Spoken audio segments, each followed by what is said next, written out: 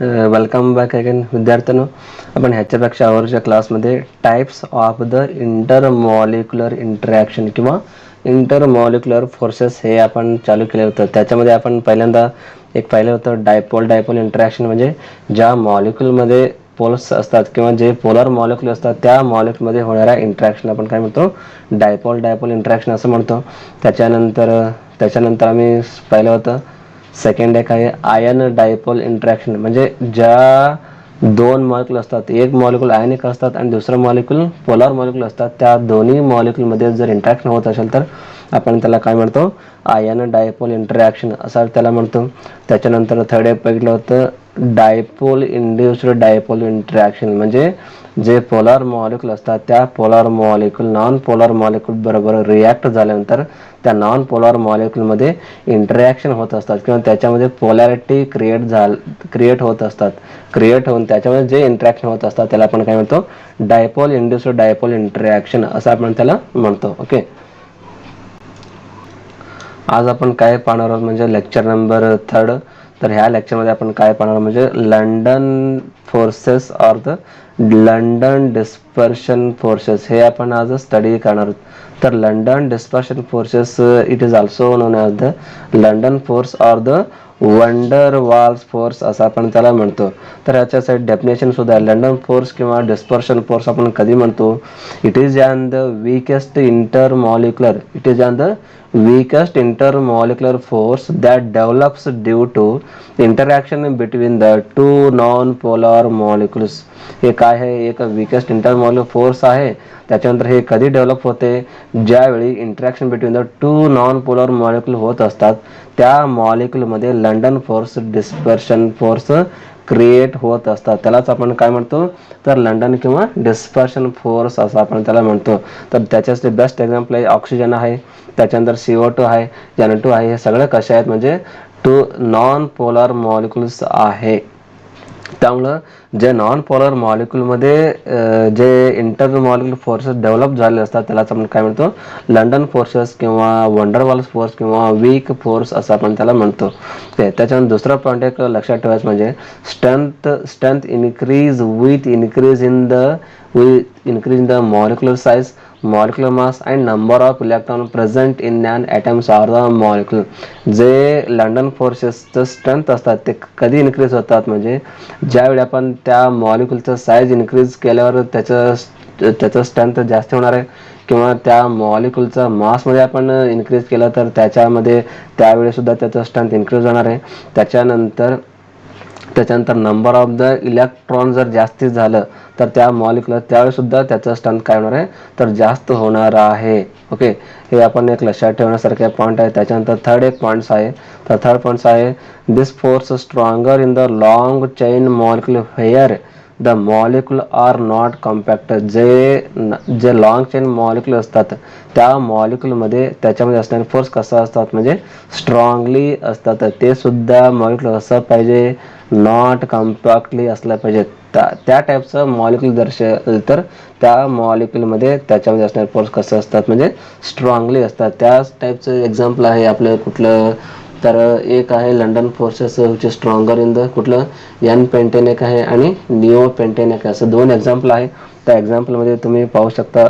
ते आता मी तुम्हाला ड्रॉ करून दाखवतो. तर इथं आपण दोन एक्झाम्पल आपण पाहू शकतो पेंटेनचं. तर पहिला आहे आपलं एन पेंटेन. जर आपण एक्झाम्पल घेतलं तर एन पेंटेनमध्ये त्यांनी कसं दिलं बघा, एक आहे लेस कॉम्पॅक्ट असणारे एक मॉलिक्यूल. लेस कॉम्पॅक्ट म्हणजे कसं असतात म्हणजे long chain of the pentane molecule. आता लॉंग चैन कसं असतं हे तुम्हाला माहिती आहे पेंटेनचं.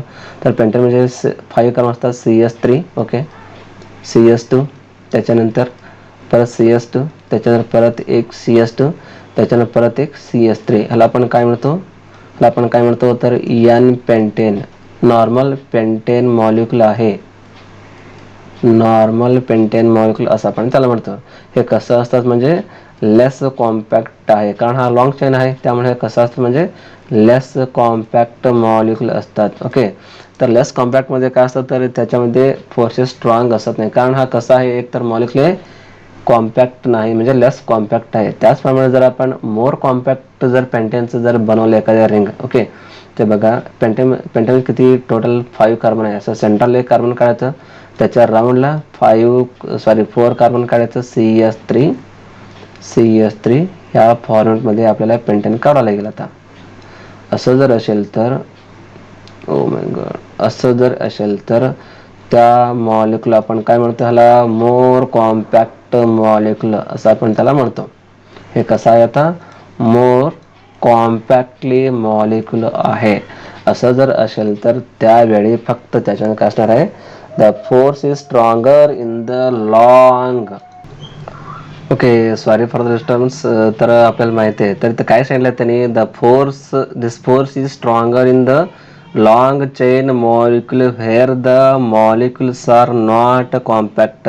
म्हणजे जे मॉलिक्युल कॉम्पॅक्ट नाही म्हटलं तर कुठले येणार, आता लेस कॉम्पॅक्ट जे मॉलिक्युल आहे त्या मॉलिक्युलमध्ये काय असतात, तर लंडन फोर्सेस हा स्ट्रॉंगर असतात.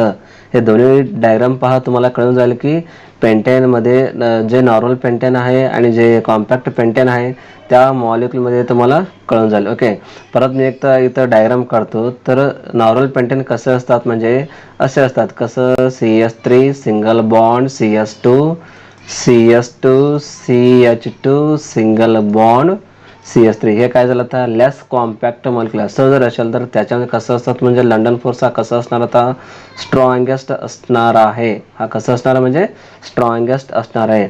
आणि जे मोर कॉम्पॅक्ट आहे पेंटेनचं मोर कॉम्पॅक्ट म्हणजे कसं असतं, तर सेंटरला कार्बन असतात, त्या साईडला लेफ्ट राईट टॉप बॉटमला CH3 जे ग्रुप असतात ते त्यांनी कसं दिलं, तर ॲक्च्युली ते CH3 फॉर्म असतात, पण ते हायड्रोजन सुद्धा त्यांनी इथं दाखवले तुम्हाला. ओके, हायड्रोजन आहे, हायड्रोजन CH3 असं जर स्ट्रक्चरमध्ये तुम्हाला जर दाखवलं तर ह्या स्ट्रक्चर आपल्याला काय कळते, म्हणजे हा स्ट्रक्चर थोडंसं तुम्हाला मोर कॉम्प्लिकेटेड वाटणार आहे. Okay, hydrogen hydrogen hydrogen hydrogen hydrogen hydrogen परत इकडे एक हायड्रोजन, परत इथे एक हायड्रोजन. ह्या स्ट्रक्चर जर तुम्ही बघितला तर ह्याच्यावरून काय वाटतं आपल्याला, हा थोडक्यात मोर कॉम्पॅक्ट मॉलिक्युल आहे. असं जर असेल तर त्या मॉलिक्युलमध्ये स्ट्रॉंगेस्ट काय असतात, वंडरवॉल फोर्स नसतात. जे लेस कॉम्पॅक्ट मॉलिक्युल आहे त्या मॉलिक्युलमध्ये फक्त स्ट्रॉंगेस्ट लंडन फोर्सेस असतात. ओके, हाच आपण काय म्हणतो, लंडन फोर्सेस किंवा डिस्पर्शन फोर्सेस किंवा अजून त्याला काय म्हणतो, वंडरवॉल फोर्सेस असं म्हणतो. परत मी एकदा डेफिनेशन सांगतो.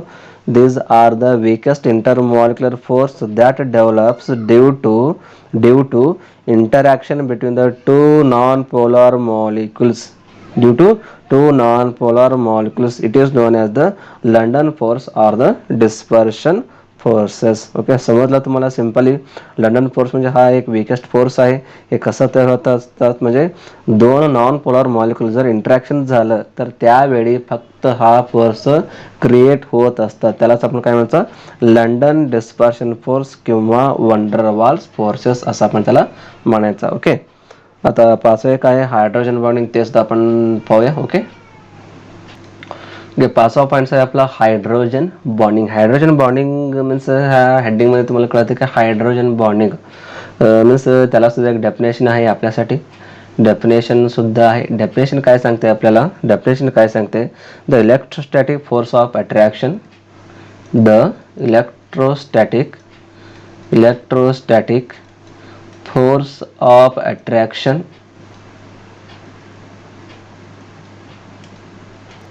तर हायड्रोजन बॉन्डिंग हा काय आहे, तर the electrostatic force of attraction between the positively charge hydrogen atoms of the one molecule and the another one highly negatively charged atoms of the another molecule. It is known as the hydrogen bonding.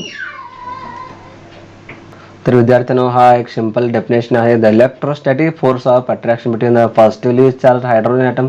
तर तुम्हाला माहिती आहे hydrogen item कसे असतात, हे तर तुम्हाला माहिती आहे. हायड्रोजन ॲटम कसे असतात, म्हणजे हा पॉझिटिव्ह चार्ज असतात, हे तुम्हाला माहिती आहे. Okay, positive charge hydrogen atom of the one molecule and highly negatively charged atoms of the another one molecule, that is known as the hydrogen bonding. Simple आहे. एक पॉझिटिव्ह चार्ज हायड्रोजन ॲटम आणि another negative charge atoms, जे दोन्ही electrostatic force of attraction between this two molecule असतात, त्यालाच आपण काय म्हणतो, हायड्रोजन बॉन्डिंग असं आपण त्याला म्हणतो. सिंपल आहे मित्रांनो. एक्झाम्पल तर depends upon the hydrogen bonding. There are two types of the hydrogen bonding. Is there two types. There are two types of the hydrogen bonding. तर हायड्रोजन बॉन्डिंगमध्ये परत दोन टाइप्स केलेले आहेत. तर पहिला आहे आपलं कुठला आहे, intra molecular hydrogen bonding. Intra molecular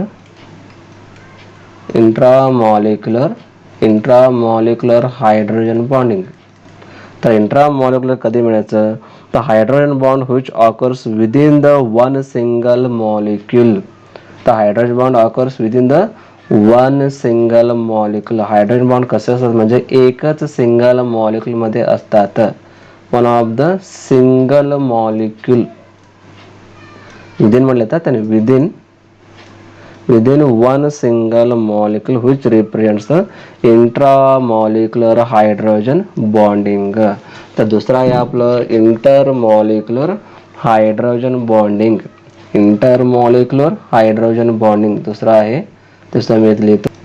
तर सेकंड जर घेतलं तर इंटरमॉलिक्युलर हायड्रोजन बॉन्डिंग आहे. इंटरमॉलिक्युलर आपण कधी म्हणायचं, hydrogen bond represents between the two likes or the unlike molecules. Two like or unlike molecule. Like or unlike म्हणजे ज्या मॉलिक्यूलमध्ये सेम किंवा डिफरंट जर मॉलिक्यूल असेल तर त्या मॉलिक्यूलमध्ये असणार जे हायड्रोजन बॉन्डिंग असतात त्यालाच आपण काय म्हणतो, इंटरमॉलिक्युलर हायड्रोजन बॉन्डिंग असं आपण म्हणतो. आता आपण इंट्रामॉलिक्युलर हायड्रोजन बॉन्डिंग जर घेतलं, त्याचा एक बेस्ट एक्झाम्पल आहे इथायलिन ग्लायकोल. हा जर आपण एक्झाम्पल घेतलं तर त्या एक्झाम्पलमध्ये त्यांनी काय सांगितलं, hydrogen bond present in between the or occurs within the one single molecule असं त्यांनी म्हणलं तुम्हाला definition. Okay, one single molecule तसं असेल तर त्यालाच आपण काय म्हणतो, इंट्रामॉलिक्युलर हायड्रोजन बॉन्डिंग. आता आपण इथायलिन ग्लायकोल जर स्ट्रक्चर जर आपण बघितलं तर कसं असतात, CS2 single bond O single bond H. त्याच्यानंतर हा CS ला परत खाली एक बॉन्ड काढायचा, त्याच्यानंतर खाली CS2 ऑक्सिजन O काढायचा, त्याच्यानंतर परत पुढं H काढायचा. ॲक्च्युली हे हायड्रोजन आणि ऑक्सिजन हे दोन्ही असं कनेक्टेड असतात, पण इथं आपल्याला काय दाखवायचं आहे तर इंट्रामॉलिक्युलर हायड्रोजन बॉन्डिंग दाखवायचं. त्यासाठी मी हे सगळं आता सेपरेट इथं लिहिलेलं आहे. CS2 ऑक्सिजन H आणि H. ह्याच्यामध्ये कसं असतात म्हणजे ऑक्सिजन कसं असतात, हा नेगेटिव्ह चार्ज असतात तुम्हाला माहिती आहे, आणि हा हायड्रोजन कसे असतात तर पॉझिटिव्ह चार्ज असतात हे तुम्हाला माहिती आहे. आणि परत इथं ऑक्सिजन कसं असतात नेगेटिव्ह चार्ज, आणि हा हायड्रोजन कसं असतात तर पॉझिटिव्ह चार्ज. तर ह्या मॉलिक्युलमध्ये हायड्रोजन बॉन्डिंग कुठं असतात म्हणजे हा जे लास्टचा हायड्रोजन आहे हा हायड्रोजन आणि ह्याच्यामध्ये असणारे ऑक्सिजन आहे, ह्या ऑक्सिजनमध्ये काय झाले असते तर इथं एक हायड्रोजन बॉन्डिंग तयार झालेले असतात. त्यालाच आपण काय म्हणतो, hydrogen bonding between the hydrogen and the oxygen. This type of hydrogen bonding it is known as the intramolecular hydrogen bonding. म्हणजे the hydrogen bond which occurs within the one single molecule. तर एकाच हा single molecule आहे, त्या मॉलिक्यूलमध्ये परत जर hydrogen bond create होत असेल तर त्याला आपण काय म्हणायचं, इंट्रामॉलिक्युलर हायड्रोजन बॉन्डिंग असं आपण त्याला म्हणायचं. ओके, आता मी तुम्हाला सेकंड दाखवतो इंटरमॉलिक्युलर हायड्रोजन बॉन्डिंग कसं असतं. तर त्याच्या असणार बेस्ट एक्झाम्पल आहे हायड्रोजन फ्लोराईड आहे. त्याच्यानंतर वॉटर मॉलिक्यूल आहे. त्या वॉटर मॉलिक्यूलमध्ये किंवा HF मध्ये सुद्धा आपल्याला इंटरमॉलिक्युलर हायड्रोजन बॉन्डिंग कसं असतात ते सुद्धा मी तुम्हाला इथं दाखवतो. हे थोडंसं क्लिअर करतो मी. ओके, हे थोडंसं क्लिअर करून तुम्हाला दाखवतो. ओके, तर इंटरमॉलिक्युलर हायड्रोजन बॉन्डिंग. ओके, तर इंटरमॉलिक्युलर हायड्रोजन बॉन्ड कसं असतं म्हणजे HF जरी आपण एक्झाम्पल घेतलं तर त्या HF मध्ये कसं असतं म्हणजे आपल्याला माहिती आहे HF हा हायड्रोजन फ्लोराईड आहे, त्याच्या बॉन्ड असतात. Okay, H single bond F. Okay, हे घेतलं. आता ह्याच्यामध्ये चार्जेस कुठले असतात तर हायड्रोजनवरती पॉझिटिव्ह चार्ज असतात आणि फ्लोरीनवरती नेगेटिव्ह चार्ज असतात, हे तुम्हाला माहिती आहे. ह्या दोघांमध्ये परत जर बॉन्ड इथं क्रिएट झालं तर बॉन्ड कुठं क्रिएट होणार, इथं हा फ्लोरीन आहे, त्याच्यानंतर इथं बॉन्ड परत क्रिएट होणार आहे HF. आता घेतला परत इथं Fचं पुढे काय येणार, परत एक हायड्रोजन येणार इथं हायड्रोजन, त्याच्यानं परत एक सिंगल बॉन्ड, त्याच्यानंतर एफ येणार, परत त्या याच्यावरती कुठला असणार होता बॉन्ड, ह्या याच्यावरती बॉन्ड कुठला असणार होता पॉझिटिव्ह असणार, हा यावरती कुठला असणार नेगेटिव्ह असणार. इथं बघा हा फ्लोरीनवरती नेगेटिव्ह आहे आणि हा हायड्रोजनवरती पॉझिटिव्ह आहे. या दोघांचं जर सेंटरला जर बॉन्ड इथं क्रिएट झालं तर ह्यालाच आपण काय म्हणायचं hydrogen bonding. Means the hydrogen bond present between the to like or unlike molecules represents the intermolecular hydrogen bonding. Okay. त्याचबरोबर आपण वॉटरचं जर घेतलं तर वॉटरचं कसं असणार आहे हायड्रोजन बॉन्डिंग.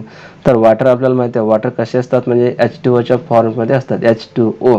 तर ऑक्सिजन आणि एक सिंगल ऑक्सिजन आणि 2 हायड्रोजन त्याच्यावरती असतात, हे तुम्हाला माहिती आहे वॉटरचं. तर वॉटर हा काय असतात ऑक्सिजन, वॉटरमध्ये ऑक्सिजन जे असतात ते कसे असतात म्हणजे नेगेटिव्ह चार्ज आणि हायड्रोजन हा पॉझिटिव्ह चार्ज असतात. हा खालचा हायड्रोजन पॉझिटिव्ह चार्जमध्ये असतात, हे सुद्धा तुम्हाला माहिती आहे. परत जर आपण एक वॉटर मॉलिक्यूल जर घेतलं तर बॉन्ड कुठं क्रिएट होणार आहे आपलं, तर हायड्रोजन आणि ऑक्सिजनमध्ये इथं बॉन्ड क्रिएट होणार आहे. हायड्रोजन आणि ऑक्सिजन हा एक वॉटर मॉलिक्यूल आणि हा एक वॉटर मॉलिक्यूल. आता हे जे ऑक्सिजन आहे हे ऑक्सिजन आणि हे हायड्रोजन ह्या दोघांमध्ये इथे एक बॉन्ड क्रिएट होणार, ह्यालाच आपण काय म्हणतो हायड्रोजन बॉन्डिंग. कारण हा ऑक्सिजनवरती नेगेटिव्ह चार्ज असतात आणि हा ऑक्सिजनवरती नेगेटिव्ह चार्ज आणि हा हायड्रोजनवरती पॉझिटिव्ह चार्ज असतात. म्हणजे इथं काय झालं 2 पोलर इथं झालं. तर ह्याच्यामध्ये जे बॉन्ड इथं क्रिएट होणार आहे त्यालाच आपण काय म्हणतो हायड्रोजन बॉन्डिंग असं आपण त्याला म्हणायचं. ह्या पद्धतीनं तर जे सेम मॉलिक्यूल असतात त्याच्यामध्ये जर बॉन्डिंग क्रिएट होत असेल तर त्याला आपण काय म्हणायचं इंट्रा मॉलिक्युलर हायड्रोजन बॉन्डिंग असं म्हणायचं. जर डिफरंट मॉलिक्यूलमध्ये किंवा डिफरंट 2 मॉलिक्यूलमध्ये जर हायड्रोजन बॉन्डिंग क्रिएट होत असेल तर त्याला आपण काय म्हणायचं इंटरमॉलिक्युलर हायड्रोजन बॉन्डिंग असं आपण त्याला म्हणावं लागतो. ओके मित्रांनो, विद्यार्थ्यांनो, आजच्या क्लासमध्ये आपण काय पाहिलं तर एक 4th नंबर आहे आपलं कुठलं, तर 4th नंबर आहे लंडन डिस्पर्शन फोर्सेस आणि 5th नंबरचं हायड्रोजन बॉन्डिंग. हा दोन्ही पॉईंट्स आपण पाहिलेले आहेत. आतापर्यंत आपण काय पाहिलं म्हणलं तर इंटरमॉलिक्युलर फोर्सेस म्हणजे काय असतं नेमकं, तर इंटरमॉलिक्युलर फोर्स म्हणजे these are the attractive forces as well as the repulsive forces असतात. तर अट्रॅक्टिव्ह फोर्सेस कधी असतात, जर दोन पोलर मॉलिक्यूल असेल तर तिथं काय होतं असतात म्हणजे अट्रॅक्टिव्ह फोर्स किंवा इंटरॅक्शन होत असतात. जर दोन्ही नॉन पोलर मॉलिक्यूल असेल तर त्याच्यामध्ये रिपल्सिव्ह फोर्सेस होत असतात. त्याच्यावरून त्यांनी क्लासिफिकेशन सुद्धा केलेले आहेत. तर पहिला आहे डायपोल इंटरॅक्शन, दुसरा आहे आयन डायपोल इंटरॅक्शन, तिसरा आहे डायपोल इंड्युस्ड डायपोल इंटरॅक्शन आणि चौथा आहे हायड्रोजन बॉन्डिंग, 5th वन आहे London forces or the dispersion forces. ह्या पद्धतीने टोटल ह्याच्यामध्ये 5 क्लासेस आहेत इंटरमॉलिक्युलर फोर्सेस. ओके, इथंपर्यंत तुम्ही व्यवस्थित अभ्यास करून घ्या आणि पुढचं मी घेणार आहेत इंटरमॉलिक्युलर फोर्सेस आणि थर्मल एनर्जी आहे. त्याच्यानंतर अजून भरपूर याच्यामध्ये शिकण्यासारखं आहे, भरपूर पॉईंट्स भरपूर चांगल्या पद्धतीने ह्या टॉपिकमध्ये तुम्हाला दिले states of the matter. Okay, तोपर्यंत हे सगळं वाचूया. परत पुढच्या क्लासमध्ये मी तुम्हाला भेटतो. जर तुम्हाला ह्या टॉपिकवाला व्हिडिओवर पाहिजे असेल तर किंवा नोट्स पाहिजे असेल तर आपल्याला PDF फॉर्मॅटमध्ये मी तुम्हाला टेलिग्राममध्ये दिलेला आहे. त्या टेलिग्राम चॅनलवर तुम्ही जॉईन होऊ शकता. तिथून तुम्ही PDF डाउनलोड करून घेऊ शकता विद्यार्थ्यांनो. आणि जास्तीत जास्त तुमचा मित्र असेल तर त्यांना हा व्हिडिओ शेअर करा. त्यांना पण मराठी लँग्वेजमध्ये व्यवस्थित मी समजून दिलेले आहेत, तुम्हाला पण समजले असं मी ते करतो. परत मी पुढच्या क्लासमध्ये भेटतो. धन्यवाद. थँक्यू.